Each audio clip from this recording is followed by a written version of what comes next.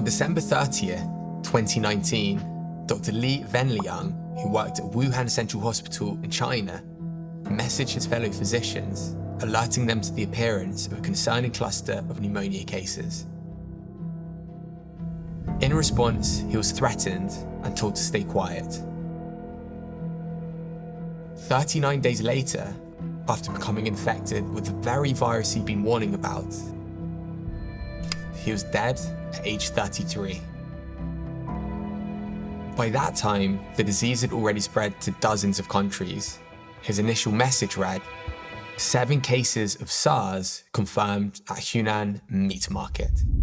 The latest on that, a new case confirmed right here in the U.S. The 5th case of the deadly new strain of coronavirus has been confirmed. Coronavirus, did it evolve in nature or was it man-made in a Chinese lab? I find it very hard to accept that one man in China eating a bat has actually caused this world scale of chaos and horror. Yeah, we know that the root of this is from animals. It comes from animals, like all the other things, like MERS and SARS. COVID-19 has underscored the urgency with which we need to end factory farming. And going vegan now has 4 strong pillars. We don't just have ethics, the environment and health. We now, of course, have infectious zoonotic disease. Vegan mayonnaise, vegan meats, vegan cheeses, vegan milks. It's more than a tipping point. We've hit that. Now we're snowballing toward a cultural realization.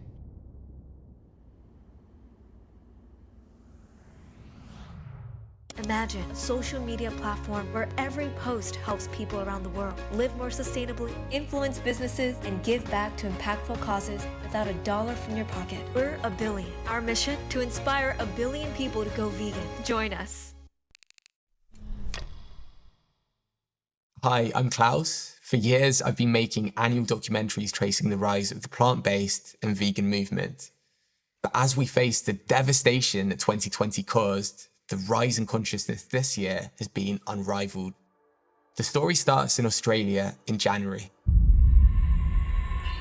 Please stand by. What's the location of your emergency? They're on the driveway, but there's fire's broken out up closer to the house. Oh, okay, sure. Is it quite a long driveway, is it? Yes, very much so. And there's a car nearby. Yeah. And yes, so it's really close to the... You need to get your keys. Get the car. Get the car. Are you able to safely get out of the way? I'm not sure.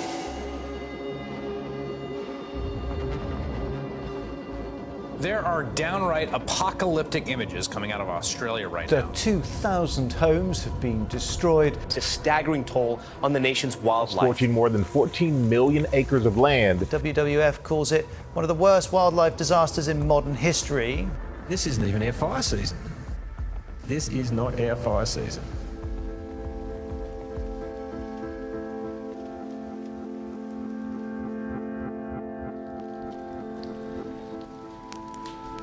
We lost whole animal cultures. It's pretty confronting. What we see in Australia now is something that's likely to be playing out all over the world for many, many years to come. It's never been more critical for us to understand what is driving this crisis. The Australian fires put the spotlight on the leading cause of climate change: animal agriculture, which accounts for 14.5% of greenhouse gas emissions, more than all forms of transportation combined. Is the question we really need to be asking, should we just stop eating meat? Is that actually the answer? If we look at the wildfires in January in Australia, it's quite abstract for people to understand how that's related to eating meat, dairy and eggs. But meat, dairy and eggs are the leading cause of species extinction, habitat destruction, and are also one of the leading causes of greenhouse gas emissions, which of course heats up our planet and increases the likelihood and risk of wildfires. The Australian fires were so unprecedented in their scale, it begged the question, what can we do to minimise our impact on the planet? If food was part of the problem, it surely had to be part of the solution. That was the premise of Veganuary, a campaign in January that not only saw hundreds of thousands of people try a vegan diet, but also encouraged giants like KFC, Pret a Manger, Greggs, and others to bring new products to market. I came across this amazing page called We Are Veganuary, and I was like going through it, and literally so many restaurants and fast food chains have released like new vegan options for Veganuary. So I was like, let me go try them. Listen, I did a 30-day vegan challenge that not only did it change my health, but it changed my wealth. Veganism was breaking growth and sales records all over the world. Even in 2019, 23% of all UK food launches were labelled vegan, and in 2020, the plant-based trend continued to gain massive popularity as politicians were left disgruntled. The most Australian of all activities is to be at the football and be eating meat pie and a beer or a cake. Now, to have a vegan pie, I think we've got a problem here. The point is, animal products are beginning to lose popularity, with the meat industry all over the world facing issues. Even in China, swine flu resulted in the cull of 40% of the pigs in the country, leading to a shortage of pork. And as this happened, little did we realise that much worse was to come.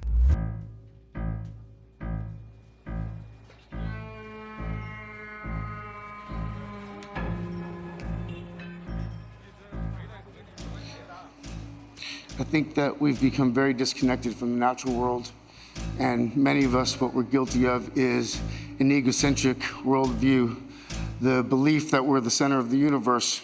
We go into the natural world and we plunder it for its resources. We feel entitled to artificially inseminate a cow, and when she gives birth, we steal her baby, even though her cries of anguish are unmistakable. And then we take her milk that's intended for a calf and we put it in our coffee and our cereal. And I think we fear the idea of personal change because we think that we have to sacrifice something to give something up. But human beings at our best are so inventive and creative and ingenious. And I think that when we use love and compassion as our guiding principles, we can create, develop, and implement systems of change that are beneficial to all sentient beings and to the environment. The day after Joaquin Phoenix delivered his prophet-like speech, the World Health Organization announced that the disease caused by the novel coronavirus, first identified in China, will be named COVID-19.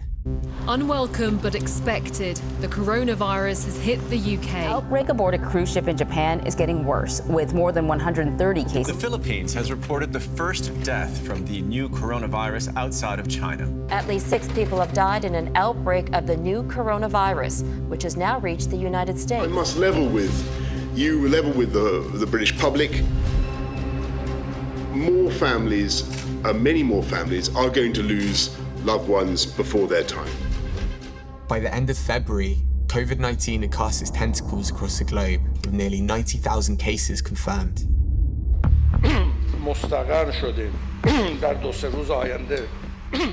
We are experiencing an unprecedented event, a global pandemic that in New Zealand, we have moved to fight by going hard and going early. As numbers of cases and deaths mounted, the World Health Organization declared that COVID-19 could be characterized as a pandemic, with Europe at the epicenter. We have therefore made the assessment that COVID-19 can be characterized as a pandemic. Societies around the world went into lockdown on an unprecedented scale, and with ensuing panic and economic turmoil, the blame game began. The Wuhan or the Chinese coronavirus. Xenophobia is also on the rise. A foreign virus. Discrimination of people based on race. It's going to come across to a lot of Americans as smacking of xenophobia. They're looking for someone to blame. Many refused to believe that such a highly infectious virus could have emerged from a wet market in China. I find it very hard to accept that one man in China eating a bat has actually caused this sort of world scale of chaos and horror. I find it very hard to believe, to be honest. And while the precise source of the novel coronavirus remained unclear, there was growing evidence that it had animal origins, being similar to coronaviruses typically found in bats. COVID-19 was believed to have started in bats, and we know that because the genetic sequence of the virus that infects people has been analysed. It's thought that it jumped from bats to what's called an intermediary species, and we think that's the pangolin. and then from pangolins to people. Now, both bats and pangolins were traded across what's called wet markets in China and also countries way beyond China too. And that's where basically animals are trussed up in cages, piled one on top of another in very close contact to each other, but also, of course, in very close contact with human beings. And so this is where zoonotic diseases, as they're called, normally start, is when you've got people in contact with wildlife that they would never normally be in contact with. Of the 51,000 media articles about COVID-19 published in the first month of lockdown, only 2.1% mentioned the word animal. This was surprising because the scientific community had been predicting a pandemic like COVID-19 for years due to the intensification of animal farming.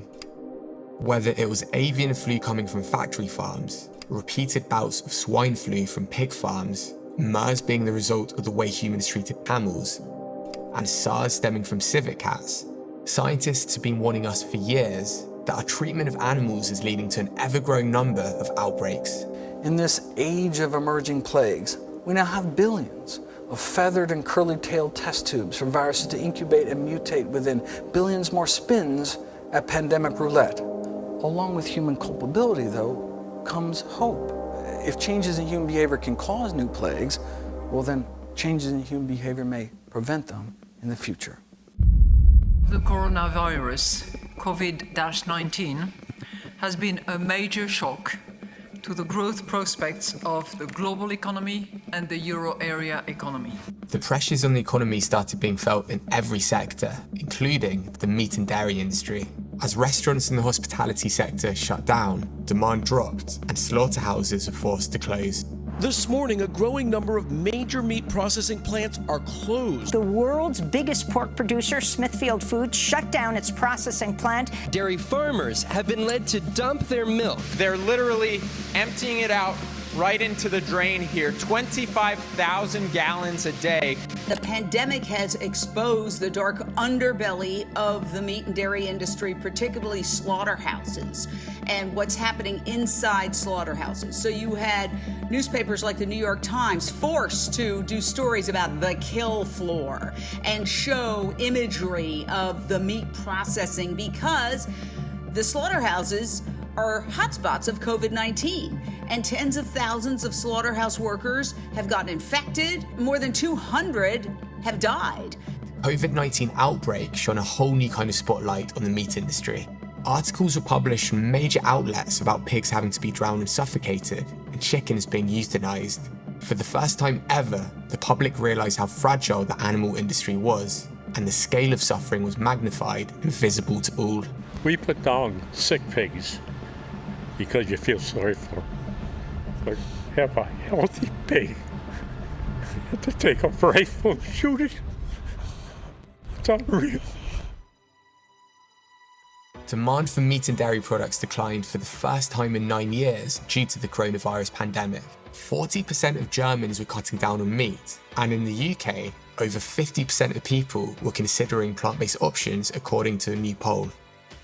The dietary changes were so widespread that farming outlets began to spread propaganda as they worried about the growth of veganism and the ever-apparent surge in plant-based meat sales. I think these stories make you become not necessarily a vegetarian, but to think twice about beef. And then you think twice about beef and then you try Beyond, you kind of realize it's very, very similar. They're both protein sources. The new Beyond sausages are much better in terms of the kind of ingredients that we used to get. The price differential could be big. At last, Ethan Brown may have that price differential where he's cheaper coming under the beef complex. I think the way that COVID has changed people's diet inspired more people to try plant-based products and inspired people to really look into animal farming and consider how much they want to be involved and how much meat they want to eat. There was some interesting polling done during the year which showed that both in the UK and the US people were trying plant-based meats. Some of them simply couldn't find their normal products, and polling showed that a huge number of them actually wanted to stick with it once they had tried it.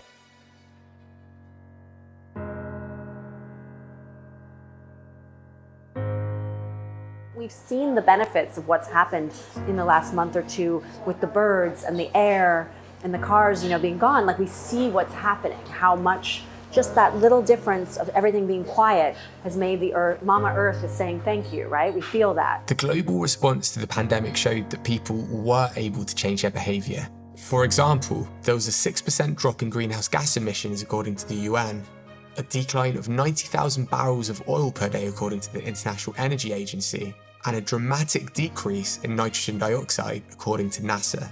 As Robert Kunzig put it, this does show us what's possible.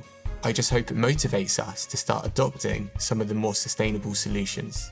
Imagine if we can shut down for this.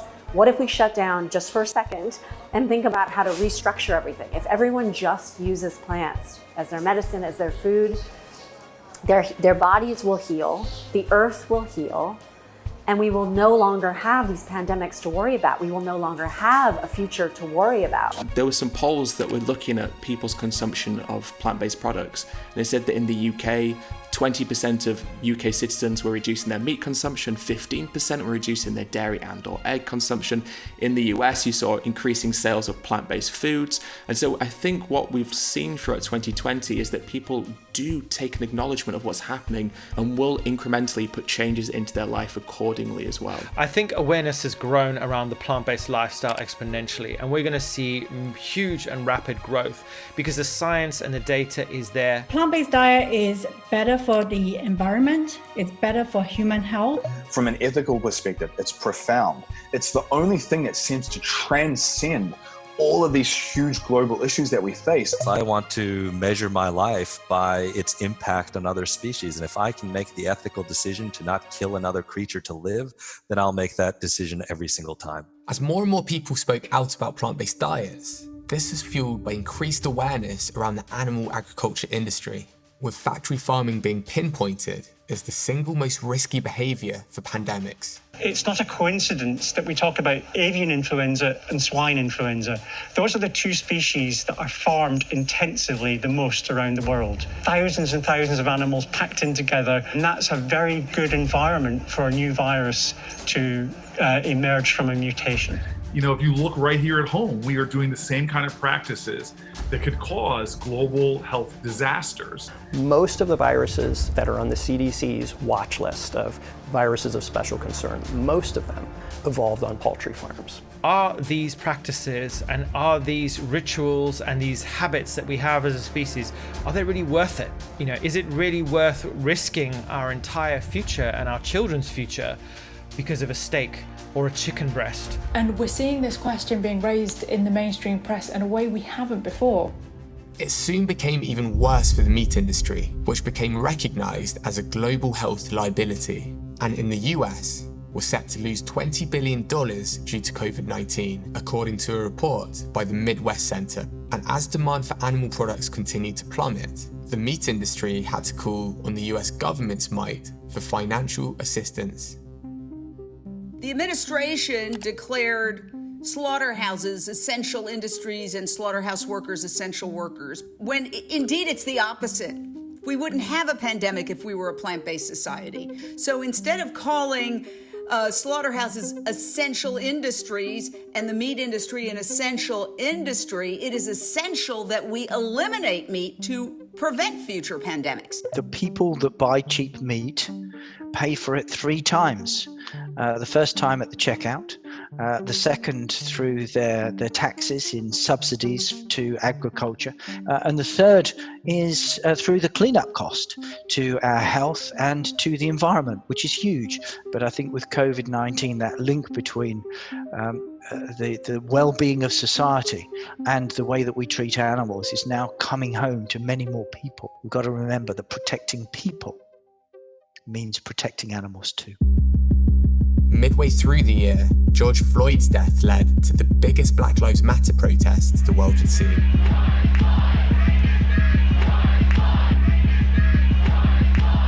Do what you say. This country is supposed to be about the land of the free for all. It has not been free for Black people, and we are tired. What's his name? George Floyd. What's his name? George Floyd. What's his name? George Floyd.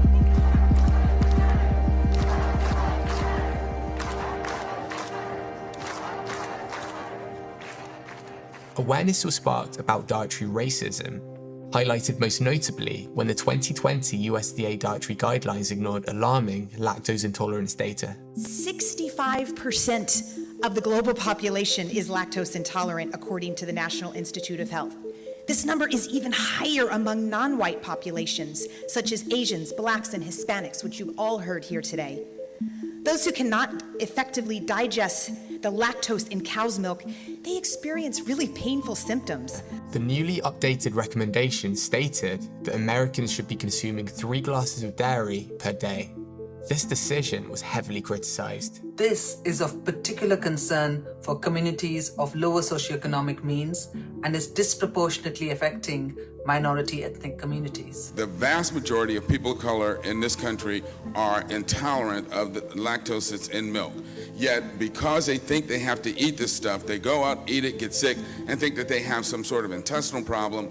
But in fact, when I encourage them to stop eating dairy, their problems cleared up. Why on earth does the USDA have a food category on the dietary guidelines for Americans that makes over half of us sick, uncomfortable, and unable to breathe? For the USDA to continue to put its stamp of approval on a product that is unnecessary and unhealthy and rooted in a highly oppressive system is unconscionable. Not only did these recommendations ignore lactose intolerance in certain communities, there was growing evidence around the link between dairy and chronic disease. A review of 47 studies, for example, including over 1 million participants, showed that men who ate dairy products were up to 65% more likely to develop prostate cancer, whilst those on the plant-based diet were 36% less likely to develop it. Another study from 2020 showed that drinking 1 cup of dairy milk a day increases a woman's risk of breast cancer by 50%, with 2 to 3 cups increasing that risk by a staggering 80%. The recent research backs up the hundreds of other studies showing the link between dairy consumption and chronic disease, including cancer.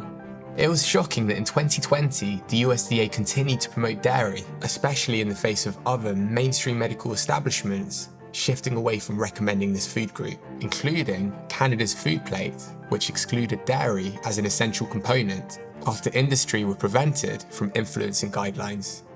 And it's actually the first time around this guide was based on science. All previous guides had invited the food industry to have seats at tables, to have votes at tables, and to have closed-door meetings. But the question in 2020 was, why were other governments so slow to change their recommendations? It's not acceptable that the NHS is collapsing under the burden of chronic diseases, many of which can be prevented or treated by simple diet and lifestyle change. One of the reasons why the United States now has the highest number of deaths compared to any other country in the world is because of these pre-existing conditions. Let's think about them: obesity, type 2 diabetes, heart disease, hypertension. Every single one of them cannot just be prevented and stopped, arrested in their tracks, but reversed with a healthy enough plant-based diet. So in 2020, we found out that not only does eating animal products increase the risk of chronic disease, but these same chronic diseases make you more likely to suffer a severe or even fatal outcome with COVID-19. Armed with this information, people were beginning to take their health into their own hands. One study from Italy at the end of June, for example, showed that a substantial number in the population were buying more organic produce in response to the pandemic. And charity Viva commissioned billboards about slashing the risk of severe COVID by adopting a healthy vegan diet.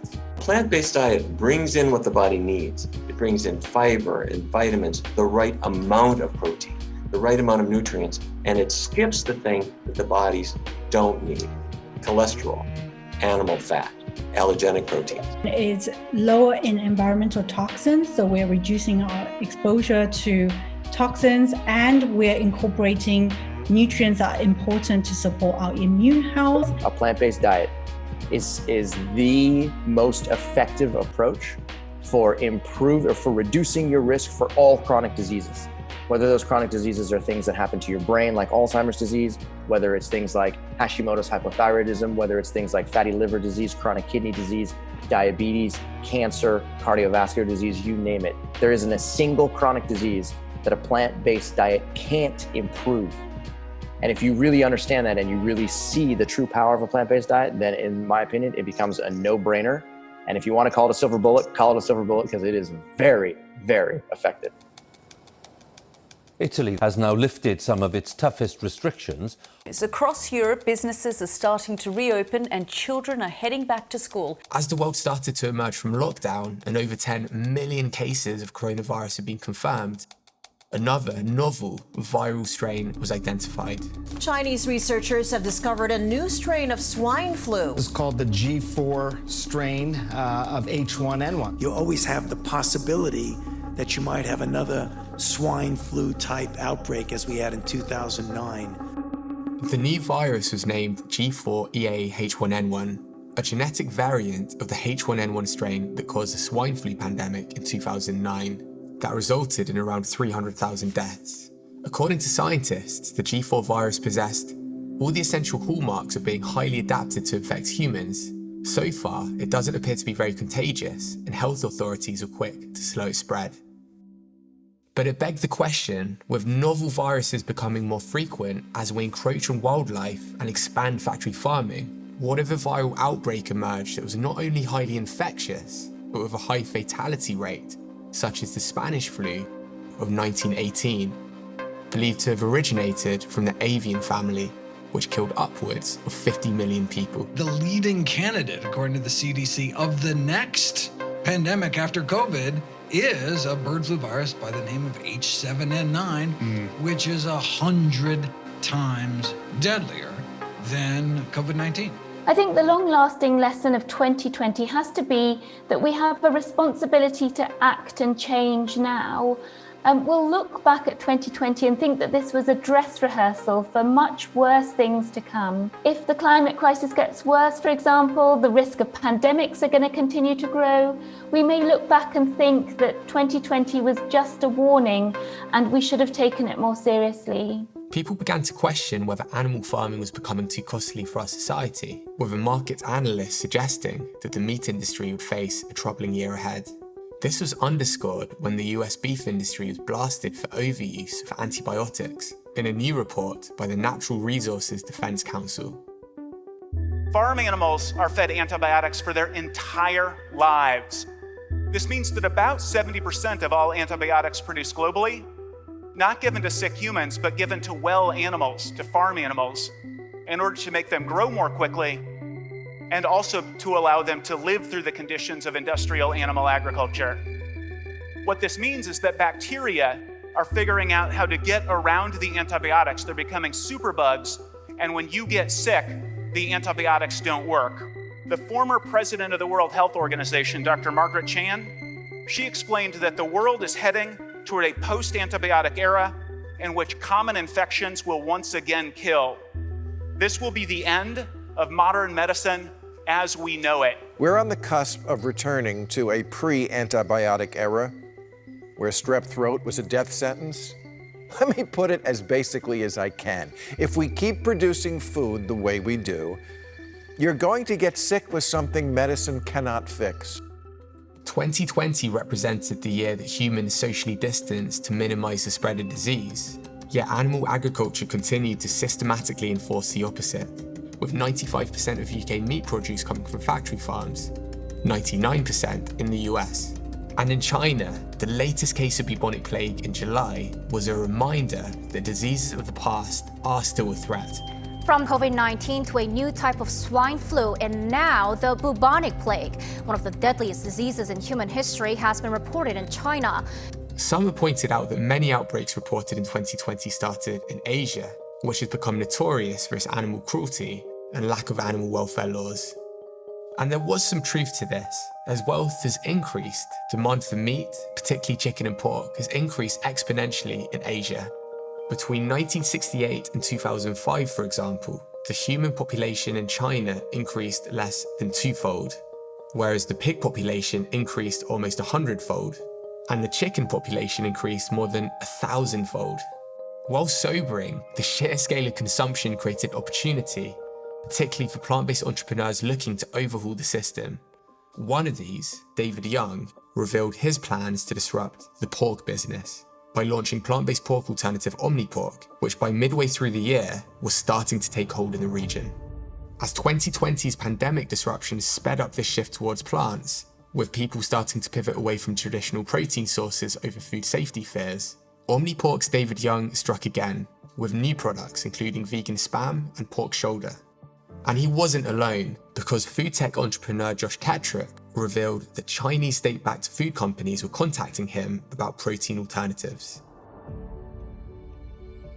So for the good of the world, and to the great economic benefit of the governments that seize this innovation opportunity, the time for governments to invest in remaking meat, that time is now. We've reached the point where there's so many livestock on the Earth's surface that we're running into challenges with keeping that system working, and that supply chain is now, as many in the industry themselves have said, is under enormous pressure. So I think we are reaching a tipping point. Beyond Meat itself was open about Asia being a key target, and the whole region became a battleground for plant-based meat makers such as Impossible Foods, who've been expanding their distribution around the world. With 3D printed steaks launching and plant-based Wagyu beef even coming to the attention of MasterChef Hidekatu Toju, it was clear that meat alternatives were starting to mimic the taste and texture of the real thing. Even the biggest meat producers, the biggest killers of animals on this planet, JBS, a Brazilian meat company, has a vegan product line. In addition to JBS, other huge meat companies like Tyson, Smithfield, Purdue and Hormel had all also rolled out meat alternatives.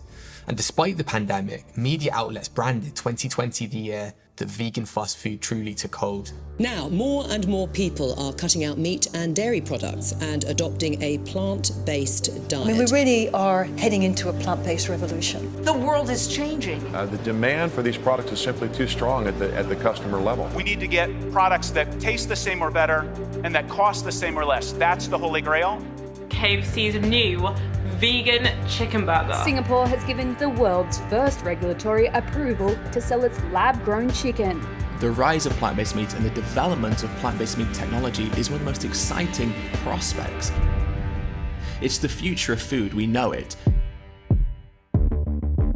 The meat industry over the last few years has attempted to halt the growth of the plant-based movement in various ways, but in 2020, the tactics became increasingly desperate. In August, the meat industry lobbied the European Union in an attempt to introduce a veggie burger ban.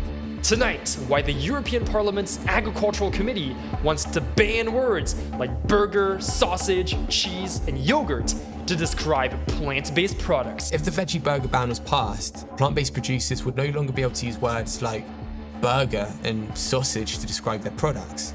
They would instead be forced to come up with new names such as veggie discs or veggie tubes, apparently to minimize confusion in the marketplace. Introducing the Veggie Disc. Is it a frisbee?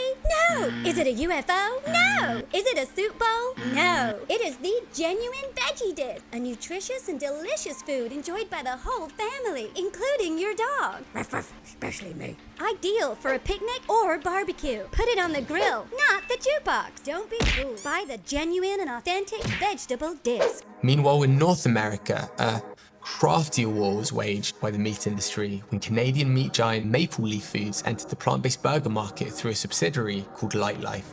Lightlife tactfully published an open letter to Beyond Meat and Impossible Foods through a full-page ad in the New York Times, criticizing the number of ingredients in their food. In a scathing rebuttal, Impossible Foods hit back, calling out Lightlife, and by extension meat giant Maple Leaf Foods, for running a disingenuous, desperate disinformation campaign. At the same time, the results from a study conducted by Stanford University showed that switching from animal protein to Beyond Meat actually had significant health benefits, including lower cholesterol and improved cardiovascular health risk factors. How did I introduce plant-based meat to my family, plant-based products to my family? I just slid it on them. I snuck it in. You know, you got to sneak it in, man, because so many people are accustomed to, a certain taste or a certain way of doing it. So you got to slide it in and let it just be a way of coming in. And it's like, what is that? Oh, that's something new. How new? It's Beyond Meat. It's actually plant-based. Oh, I didn't know I liked plant-based. I know. Keep eating it. By the end of the summer, smash hit documentary The Game Changers started screening on Chinese video giant Youku. The Netflix phenomenon had already opened up the debate on diet and performance since its release in 2019, with a number of athletes in 2020 ditching meat, including, but not limited to, Barcelona defender Samuel Umtiti, who said he never felt so good since going vegan. You know, it's more than a performance reason for me. It's a lifestyle, really. It's an approach. It's something that I'm really proud of, and hopefully that community grows even more. It's changed my life, man. It's been one of the things I can honestly say that's just lately that has, changed me from a mental standpoint, physical standpoint, and even a spiritual standpoint. But it wasn't just athletes who were curious. Well, my next guest, Anya, decided to adopt a vegan lifestyle and cut back on her favorite Dominican comfort foods, even though her family thought she was giving up her culture. My acne was really bad and I was just sick of trying everything and nothing worked. So I kind of went down the wormhole of documentaries and decided just to try this natural solution. Having watched Game Changers, having watched What the Health, it got us thinking, well, actually, what a brilliant opportunity. We're twins. You watch all these, as Herc said, you watch all these documentaries on Netflix, particularly Game Changers, and it really does make you go, should we all be doing this? The Game Changers influence inspired the experiment so many of us have been desperate to see. What happens when one identical twin goes plant-based and one doesn't? Not surprisingly, plant-based Hugo's cholesterol went down and his energy went up. A vegan diet is very much more stable in terms of sugar delivery during the day, whereas a meat is, you get the ups and downs, which was really interesting.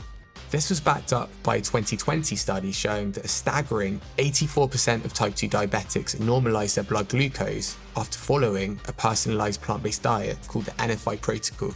But perhaps an even more interesting experiment was inadvertently conducted by James Blunt when he tried the complete opposite of a vegan diet, a carnivore diet.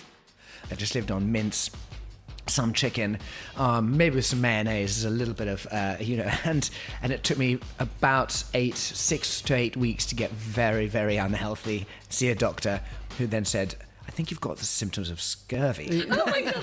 By the end of August, campaigns such as Plant-Based News' World Plant Milk Day went viral, and reports such as Dairy Does a Body Bad demonstrated that dairy was not just unnecessary, but also affects athletic performance. There's continuing science from the health and performance aspects, and then of course from the environmental aspects in the planet. And then with this lockdown, we know that the root of this is from animals. I mean, you look at the swine flu, the bird flu, all these pandemics, 3 out of 4, I believe it is. And then the funny thing is, people say, oh, well, we don't want to spread disease, so we should separate and have this social distancing. Well, what are we doing to animals that are in, in factory farms? What conditions are they in? So it's no wonder that disease is spreading, amongst those animals, and then it transfers over to humans. So there's another reason for public health that we should be switching to more plants. People keep asking, will life ever return to normal? Yeah, of course it will. I mean, it'll happen again. This will happen again. I mean, the wet markets are already opening in China and other parts of it. They're already getting back to it. This comes from animals, like all the other things, like MERS and SARS, comes from fucking eating things you shouldn't. And people still aren't taking it seriously. If everybody ate less meat, or preferably no meat, it wouldn't only reduce cruelty, but it would also have a huge impact, positive impact on the environment. September 2020 was recorded as the warmest month on record worldwide, and Arctic sea ice plummeted to its second lowest levels on record, scientists confirmed. Even though more and more people becoming aware of the plant-based lifestyle, fires raged on like never before in California.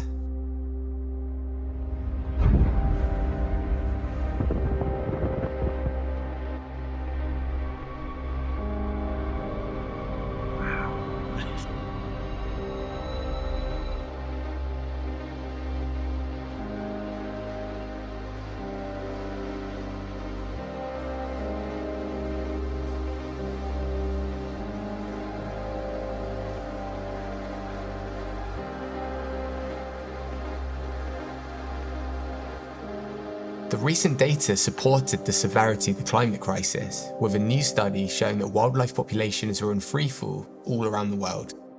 The research was one of the most comprehensive assessments of global biodiversity available, and showed that on average, global populations of mammals, birds, fish, amphibians, and reptiles plunged by 68% over the last 50 years. Over the course of my life, I've encountered some of the world's most remarkable species of animals. Only now do I realise just how lucky I've been. Many of these wonders seem set to disappear forever. We're facing a crisis, and one that has consequences for us all.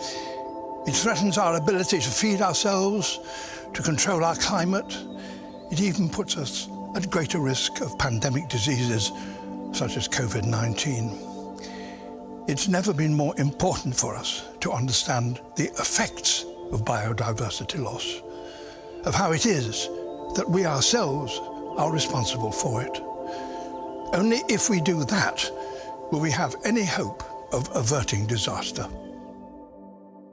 In the same month David Attenborough's A Life on Our Planet was released, a new study confirmed what we knew before, that a plant-based diet was best for the environment. As the study authors put it, our results show that diets are the main determinant of greenhouse gas emissions, with highest greenhouse gas emissions found for scenarios including high meat demand, especially if focused on ruminant meat and milk, and lowest emissions for scenarios with vegan diets. What this piece of research showed and was backed up by with a 2018 piece of research that is considered the most comprehensive analysis ever conducted exploring the relationship between farming and the environment is that a plant-based diet is the most sustainable diet that we can choose as humans. And what's interesting about this study and also the 2018 piece of research as well is they looked at grass-fed and free-range ruminant farming and concluded that even those styles of farming, the ones that we often see as being more sustainable, were also catastrophic when it came to the impact they have on our environment. And overall, with all the food choices that we have, a plant-based diet is by far the most sustainable diet. A new report in October found that interest in eco-friendly products was up, with the vegan footwear market expected to surpass $24.8 billion by the end of 2020. This followed in the footsteps of other milestones in the fashion industry, including most notably by Adidas, who launched 3 of its iconic styles using animal-free materials under its Our Icons Go Vegan line. In recent years, we have seen some changes on both the high street and within high-end designers when it comes to the kinds of materials that people are using. I'd say one of the major victories this year was when a number of high street and high-end fashion giants started ditching alpaca, and this appeared to be completely as a result of an investigation released by vegan charity PETA, which showed horrific animal suffering within the alpaca industry. So we've seen people like Valentino banning alpaca, as well as people like the H&M group. There are other exotic skins which we've seen designers ditch, so kangaroo leather. We've seen Mulberry, very classic British high-end brand, saying it will get rid of all exotic skins. And of course, over recent years, we've seen more and more of these alternatives, for example, leather made from coffee grain or mushrooms or pineapple, and these are all becoming more accessible. By the end of October, the European Union rejected the veggie burger ban that the meat industry had previously lobbied for.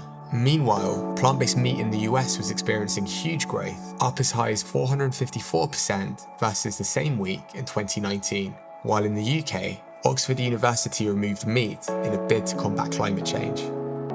And in Israel, a pro-vegan TV ad went viral, reaching 35% of the nation after being broadcast during one of the country's most popular TV shows. יש לך בשר טלה טרי טרי? אבל שיהיה טרי טרי. טלה טרי טרי! טרי טרי בדרך. יואו, נהייתי רעבה. טרי טרי!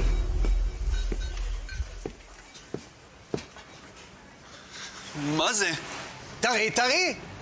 לחלק או לארוז?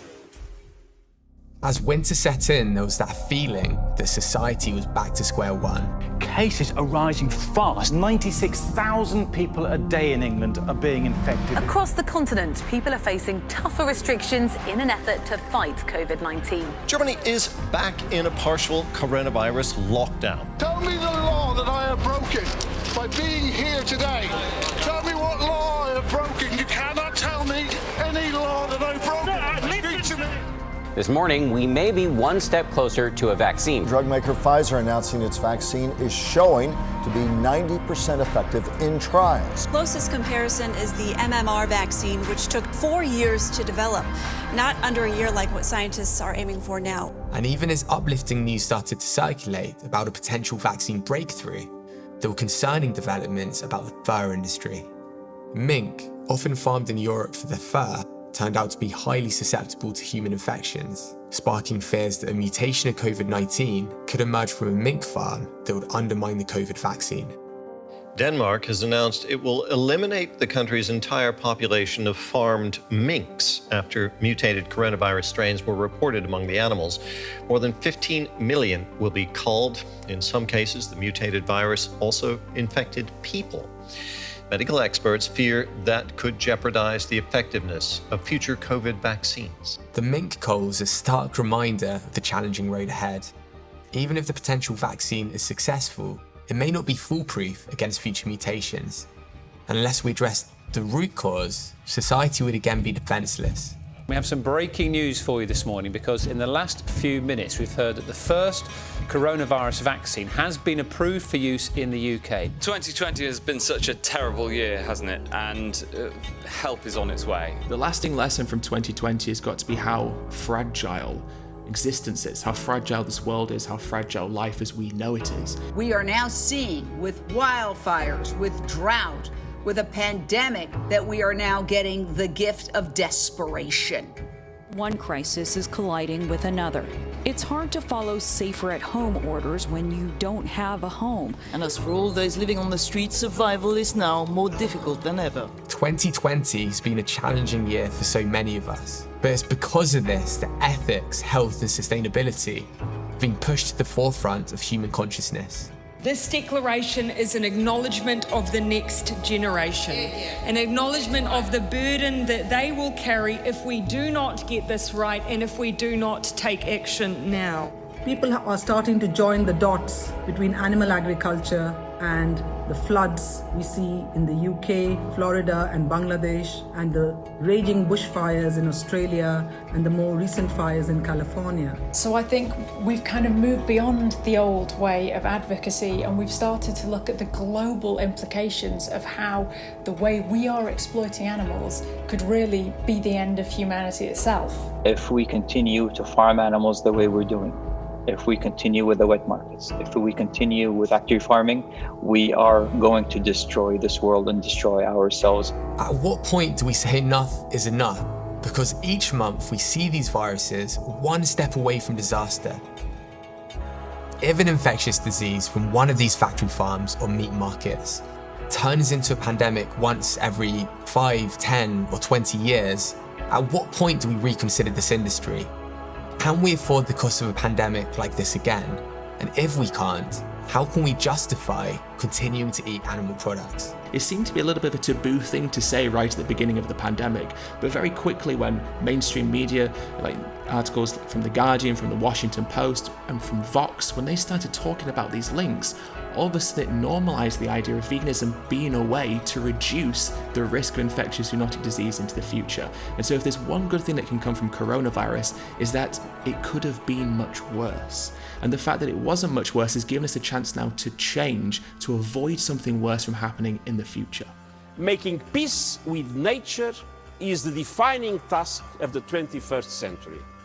It must be the top priority for everyone, everywhere. More and more people are turning to the plant-based lifestyle, with 10% of Canadians now identifying as vegan or vegetarian. In addition, a survey from Germany revealed that the number of vegans there had doubled in the last 4 years.